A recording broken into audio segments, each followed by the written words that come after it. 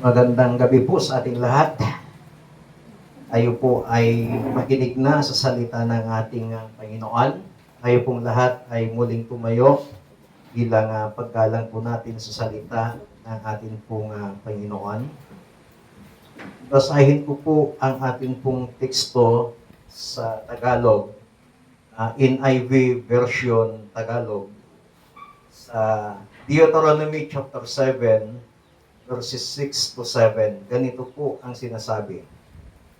Sapagkat ikaw ay isang banal na bayan sa Panginoon mong Diyos, pinili ka ng Panginoon mong Diyos upang maging bayan sa kanyang sariling pag-aari na higit sa lahat ng mga bayan na nasa ibabaw ng balat ng lupa. Hindi kayo inibig ng Panginoon, ni pinili kayo ng dahil sa kayo'y marami sa bilang kaysa alinmang bayan, sapagkat kayo ang pinakamaliit sa lahat ng mga bayan. Pagpalain ng Panginoon ang kanyang masalita na atin pong nabasa. Mula po sa gabi pong ito ay nais ko pong bigyan ng paksa ang mensahe ng Panginoon. Remember who you are. Alalahanin mo kung sino ka. Malala po ba natin kung sino po tayo sa harapan ng Panginoon? Ang buhay ay napakarami hong paraan para makalimutan natin kung sino tayo. Minsan itong mga problema, minsan itong mga pressures ng ating mga buhay, minsan itong mga opinyon ng ibang tao na sinasabi nila laban sa atin, sinasabi nila na patungkol sa atin, mga isyong binibitawan nila tungkol sa atin, sometimes ito po yung nagiging dahilan na minsan nakakalimutan natin kung sino yung tunay nating identity. But sa gabi pong ito, ang Diyos ay tinatawag niya tayo upang balikan natin kung sino tayo, kung ano yung sinasabi ng kanyang salita patungkol sa atin at alalahanin natin kung sino tayo sa kanyang harapan. Sapagkat kapag maalala na po natin kung sino tayo, then we can stand with confidence, we can live with purpose, and we can walk in the identity of God that has given to us. Bawat mananampalataya ay lagi po nating tandaan at lagi po nating alalahanin na kung sino tayo sa harapan ng ating Panginoon at mamuhay ayon sa pagkatawag sa atin ng Panginoon. Ang tanong ko ngayong gabi is, do you remember who you are in God? Naaalala niyo pa ba kung sino kayo sa harapan ng Panginoon? Sa gabi pong ito ay titingnan po natin kung ano yung itinuturo ng Biblia patungkol sa tunay nating identity o kung sino tayo sa harapan ng Panginoon. Noong nakarang araw, meron kaming pinuntahan. Ang tagal na naming nag-usap doon sa barangay. Tapos nung paalis na kami, sabi nila, may lumapit. Tinanong nila doon sa kasama ko, parang namumukhaan namin yung kasama mo, sabi nila sa kanya. Yun ba yung nag-i-interview sa mga hipi, tapos yung nagbalita doon sa nang hold up ng empleyado ng Land Bank? Sabi nila sa kanya. Ang sabi naman ng kasama ko, opo, reporter po yan. Sabi sa akin ng kasama, tumakbo ka agad yung mga barangay official. Ay sir, hindi namin kayo namukhaan. So, hindi po ako nagpapakilala kung sino ako. Saka lang nila malaman, itanong doon sa kasama na parang popular daw yung mukha ko, yung busis ko. na parang narinig na daw po nila, parang nakita na daw po nila. And then, nung palis, saka lang nila maalala kung sino po talaga ako. Kaya nagsilapitan po sila at kinausap po ako. So, sometimes ganun po tayo sa buhay natin sa Panginoon. Sometimes doon sa last minute ng ating buhay, yung wala na tayong maaring lapitan, yung pagod na tayo, yung ginawa na natin lahat pero parang wala pa rin, saka lang natin maalala ang Panginoon at saka lang natin maalala kung sino nga ba talaga tayo sa harapan ng Panginoon. Ang tao po, kapag may pressure, kapag may problema, kapag mayroong pagsubok sa kanyang buhay, unang inaalala at unang ginagawa ng tao, lumalapit sa mga kakilala niya, lumalapit sa mga kaibigan, lumalapit sa mga inakala niyang makakatulong sa kanya. Pero ang masakit minsan, yung mga inaasahan mo na makakatulong sa iyo, yung mga inaasahan mo na mag-aangat sa iyo, yung mga inaasahan mo na sasalo sa iyo sa panahon na pagbagsak mo, sa panahon na malapit ka nang dumating sa punto na talagang susuko ka na, sila pa yung parang aayaw sa iyo, sila pa yung mararamdaman mo na hindi ka welcome sa kanila, sila pa yung pilit na magda-down sa iyo. Saka lang natin minsan maalala, ay, last option ang Panginoon. Pero dapat po, huwag po nating gawing last option ang Panginoon. Sa bawat sitwasyon ng ating mga buhay, lagi nating unahin ang ating Panginoon bago ang lahat. Amen? Ano ba yung tinuturo ng Biblia kung sino tayo sa harapan ng ating Panginoon? Sa Genesis 1:27, pinapakita doon that God created mankind in His own image. In the image of God, He created them. Male and female, He created them. Number one, we are God's creation. Lagi mo nating tandaan kung sino tayo sa harapan ng Panginoon at kung ano yung ating identity, pagkakakilanlan sa Diyos, ay tayo ay nilikha ng ating Panginoon. We are created, hindi lamang basta-basta nilikha ng Panginoon, but created in the image of God. Nilikha tayo ayon sa wangis ng ating Panginoon. Hindi po natin kamukha ang Diyos. Marami pong nagsasabi, marami akong narinig na nagturo, nangaral na kamukha daw natin ang Panginoon. Pero ang Biblia, hindi po niya sinasabi na kamukha natin ang Diyos dahil wala pa pong nakakita kung ano talaga yung mukha ng ating Panginoon. Pero ano po ba talagang ibig sabihin ng we are created in the image of God? Ano bang ibig sabihin na tayo ay nilikha ayon sa wangis, ayon sa anyo ng Panginoon? Ang ibig sabihin po dito is we are God's created into His own character. Ang tao, yung karakter ng Diyos, andun. Ano ba yung karakter ng Panginoon? God is love. Then, we have the ability to love. Ano ba yung karakter ng Panginoon? Siya po ay banal. Nung nilikha niya ang tao, banal. Ang tao walang kasalanan, walang kamuwang-muwang sa kasalanan.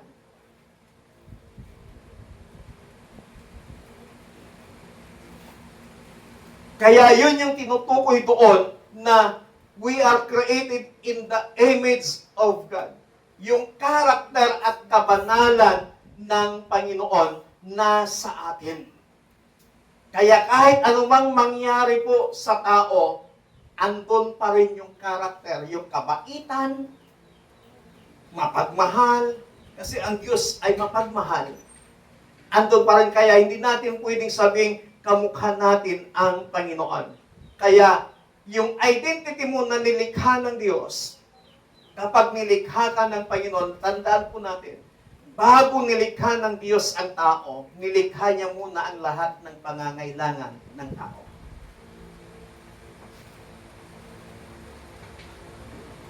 Bago inilagay ng Diyos ang tao doon sa Garden of Eden, andun na ang pagkain, andun na lahat. Wala nang gagawin ng tao. Bakit nilikha pa ng Diyos ang tao? Inilagay niya doon sa Garden of Eden, ang gagawin na lamang ng tao ay upang pamahalaan ang mga nilikha ng Diyos. Pamahalaan niya ang lahat ng nilikha ng Panginoon, mga lumilipad, mga nasa dagat, mga nasa lupa, pangangalagaan ng tao. Yun yung pinaka-main trabaho ng tao nung inilagay ng Diyos na ang tao doon sa Garden of Eden. Hindi kailangan magtrabaho ang tao para may makain kasi andun na lahat. Kaya lagi po nating tandaan, anumang sitwasyon, anumang problema ng buhay na dumating sa atin, lagi nating tandaan, meron at merong nakalaan na pagpapala ang Diyos para po sa atin. Amen. Yung identity kasi natin, nilikha tayo ayon sa wangis ng Diyos. Hinding-hindi tayo pababayaan, hinding-hindi tayo iiwanan ng Panginoon. Maging sa kamatayan nga, hindi tayo binitawan ng Diyos. Hindi niya give up ang tao kahit pa kamatayan ang kapalit. Ipinaglaban niya ang tao. Ay lagi po nating tandaan, pag may pinagdadaanan tayo na mabigat na sitwasyon sa buhay, tandaan po natin kung ano tayo sa harapan ng Panginoon. Yung identity natin, we are created in the image of God. Pangalawa na identity natin sa harapan ng Panginoon. Sa verse 6, ang sabi po dito, "For you are a people holy to the Lord your God. The Lord your God has chosen you out of all the peoples on the face of all the earth to be His people, His treasure possession." We are God's treasure. Tayo ang kayamanan o tayo ay pinapahalagahan ng Diyos. Napakaganda yung sinabi niya na hindi ka pinili ng Panginoon dahil sa napakarami ninyo. Hindi ka pinili ng Diyos dahil napakarami ninyo sa isang bansa na kinabibilangan mo. Pero ang sinabi niya, pinili kayo ng Diyos out of, kahit na kayo yung pinakamaliit, pinakakunti ang bilang, kayo ang pinili ng Panginoon. Kaya yung pagpili ng Diyos, hindi yung majority. Ang pagpili ng Diyos doon sa minority. Napakaliwanag yung sinabi niya. Hindi porket majority na yan, pipiliin ka ng Panginoon. Pero ang sabi ng Biblia, pinili tayo ng Diyos mula sa maliit na angkan.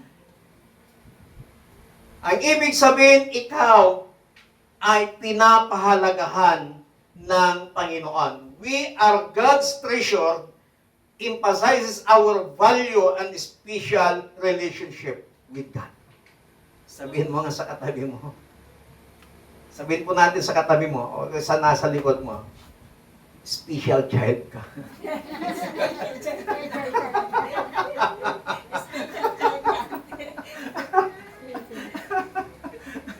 Special child ka. Special tayo sa harapan ng Panginoon. Kasi siya ang pumili sa atin, kaya napakahalaga po natin. Di ba pag ikaw ay mahalaga sa isang tao, ang tawag sa iyo is napaka-special mo sa tao. Kumbaga, ang tawag nila sa iyo ay VIP ka sa tao. So, ibig sabihin, ikaw ay pinapahalagahan ng Panginoon. Kasi kahit saan ka magpunta, pag ikaw ay pinili ng Panginoon, pag ikaw ay pinapahalagahan ng Diyos, yung pagpapahalaga sa iyo ng Panginoon, then pati favor ng tao, mararanasan mo, mararamdaman mo sa buhay mo. Amen. Hindi hahayaan ng Panginoon na mapapahiya, hindi hahayaan ng Diyos na magugutom yung kanyang pinapahalagahan. Kaya we are a special child of God. Kaya huwag tayong mahiya na sabihin mo sa katabi mo, special child ka. We are valuable, we are special to God. We are valuable in the sight of God. We are loved and protected. Minamahal ka at pinoprotektahan ng ating Panginoon. God treasure us. Ang ibig sabihin, He cares for us, He guides us, and He watches over us. Na kahit saan man tayo magtungo, kahit saan man tayo magpunta, ang Diyos laging nakamasid. Ang Diyos laging nagbabantay po sa atin. Pinoprotektahan tayo ng Panginoon. Di ba pag may mga alaga tayo, may mga tanim ka, na labis mong pinapahalagahan yun, mahalaga sa'yo yung bagay na yon. Hindi mo man labis na pinapahalagan, pero mahalaga sa'yo yung bagay na yon. Ayaw mo na masira. Yung mga dog lover dito, dahil mahalaga sa iyo ang inyong mga alagang aso, ayaw mong magutom. Ayaw mo na may masamang mangyari sa kanila. Ayaw mo na hanggat maaari, ayaw mong magkasakit. At dahil mahalaga sila sa iyo, gagawin mo ang lahat. Tayong mga tao, pag may mahalaga sa atin, pag mahalaga sa iyo ang isang tao, gagawin mo ang lahat. Maipakita mo lang, maipadama mo lang kung paano mo siya pinapahalagahan. Ganon din ang Panginoon. Dahil mahalaga tayo sa harapan ng Panginoon, hindi niya hahayaan na ikaw at ako ay mapahamak. Hindi niya hahayaan na ikaw at ako ay bumagsak. Hindi niya hahayaan na ikaw at ako ay malayo sa kanyang presensya.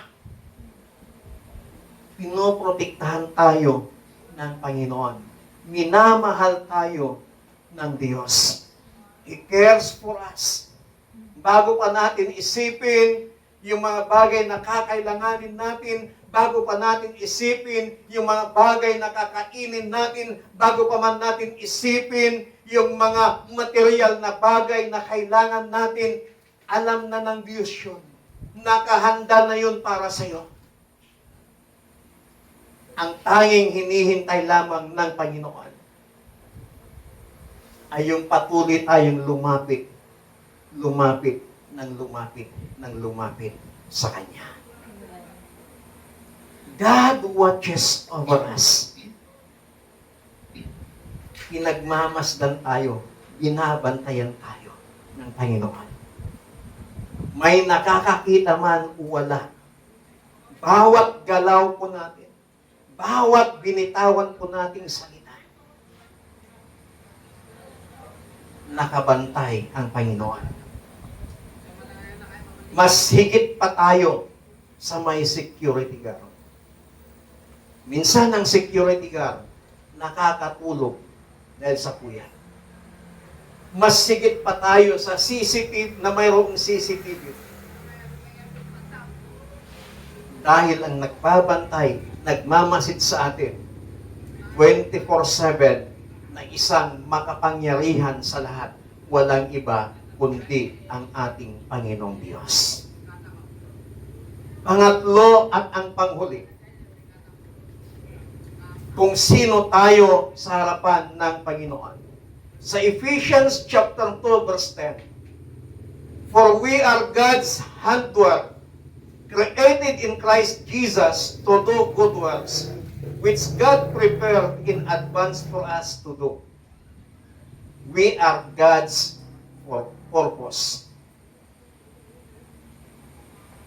Tayo ang layunin ng Panginoon. We have a unique calling. meron tayong kanya-kanyang pagkatawag sa Panginoon. Napakaliwanag sa ating binasa, for we are God's handiwork, created in Christ Jesus to do good works, which God prepared in advance for us to do. Advance nang inihanda sa atin ng Panginoon.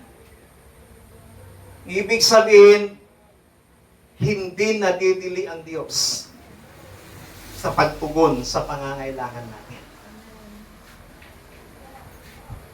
God's laging nasa oras. Laging nasa tamang panahon. Ang sabi nga ng Biblia, inihanda niya advance. Magugulat ka na lang. Hindi mo pa nabibig ka sa Diyos yung kailangan mo. Meron ng instrumento ang Panginoon na nag-aabot doon sa pangangailangan mo. Kasi advance ang Panginoon. Hindi naman bababa pa ng personal ang Panginoon dito sa lupa para iabot niya yung kailangan mo. Hindi naman bababa pa ng personal ang Panginoon dito sa lupa para ibigay yung katugunan ng panalangin mo. God uses instrument. Hindi natin alam kung sino yung mga instrumentong gagamitin ng Diyos. Only God knows kung sino yung mga instrumento na ginagamit niya at gagamitin niya para matupad yung layunin niya sa ating mga buhay.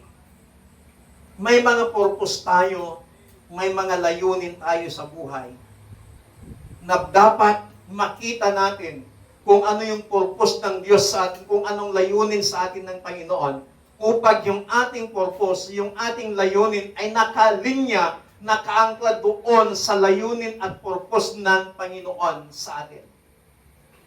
Upang sa ganon, lahat ng ating gagawin ay magtatagumpay. Pagtatagumpayin tayo ng Panginoon. Ang ibig lamang sabihin nito, we are not an accident. We are assigned. Hindi tayo isang aksidente lamang, kundi tayo po ay nakadesinyo doon sa layunin, doon sa purpose ng ating Panginoon. Kaya lagi po nating tandaan, mga kapatid, kung sino tayo sa harapan ng Panginoon. We are God's creation. Pangalawa, we are God's treasure. And we are God's purpose. Ang mundo, ginugulo niya tayo. Yung mundong ginagalawan natin, ginugulo niya tayo. Circumstances may discourage us. The enemy may deceive us. But God called us to remember who we are. And walk in that identity with confidence and purpose. Ang gusto lamang ng kaaway ngayon, i-deceive ka, linlangin ka. Itanim niya sa isipan mo, tanim niya sa puso mo na hindi ka mahal ng Panginoon. Ilagay niya sa isipan mo na pinabayaan ka na ng Diyos. Ilagay niya sa isipan mo kahit sa mga sirkumstansya na nangyayari sa buhay mo, pinaparusahan ka ng Panginoon. But sa gabi pong ito, ang paalala sa atin ng Panginoon, lagi nating tandaan kung sino tayo sa Kanyang harapan. Tayo pong lahat ay tumayo. Muli nga po nating awitin, inawit natin kanina, Come Holy Spirit. Let's welcome the Holy Spirit sa ating puso, sa ating buhay, na siyang laging magpaalala sa atin kung sino tayo sa harapan ng Panginoon. Hallelujah.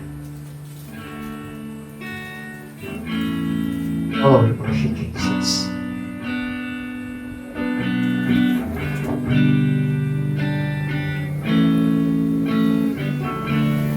Come, Holy Spirit,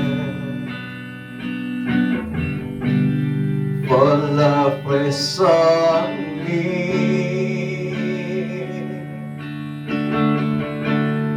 Fill me with your power, satisfy my needs. Only you can make me whole. Give me strength to make me grow.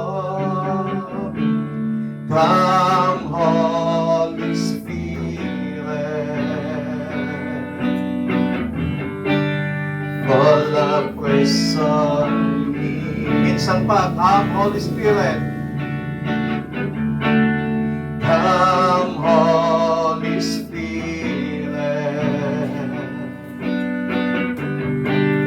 fall afresh on me. Fill me with your power, satisfy my needs. Only you can make me whole.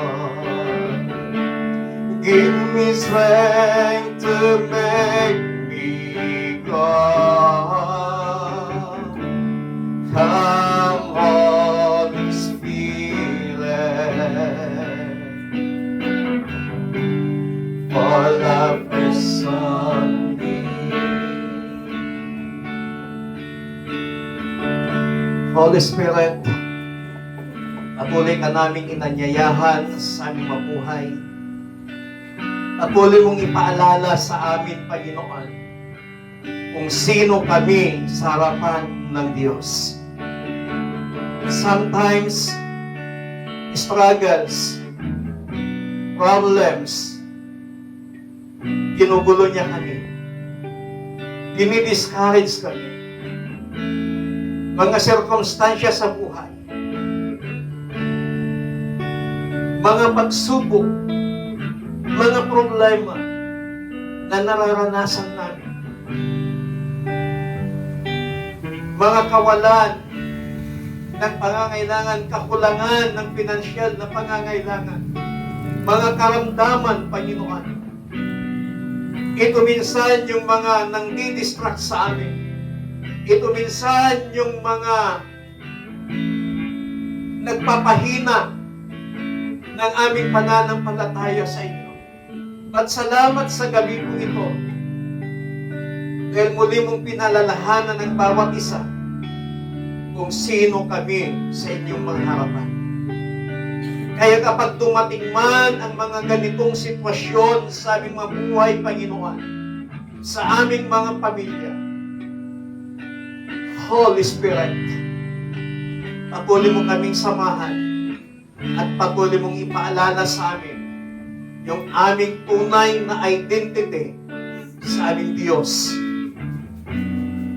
At kami ay patuloy na mamuhay ng may pagtitiwala sa aming Diyos na buhay. Marami pong salamat. Nagpalain po ninyong bawat isa. Palakasin mo ang kalooban at damdamin ng bawat isa. Patatagin mo ang aming pananampalataya, Panginoon, mula sa gabi pong ito. At patuloy po kayo na gumawa ng mga bagay para sa aming mabuhay, Panginoon.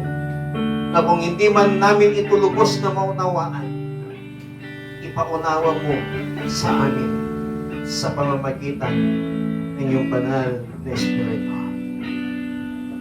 Tulungan mo kami, Holy Spirit, na magkaroon ng kamalayan sa mga nangyayari sa aming mga paligid, sa mga nangyayari sa aming mga buhay, sa mga nangyayari sa aming mga pamilya, Panginoon, upang sa ganon, patuloy ka naming masamba at patuloy kaming magtiwala, manampalataya sa inyo. Salamat po ng marami. In Jesus Christ, mighty name we pray. Amen. Palakpakan po natin ang Panginoon.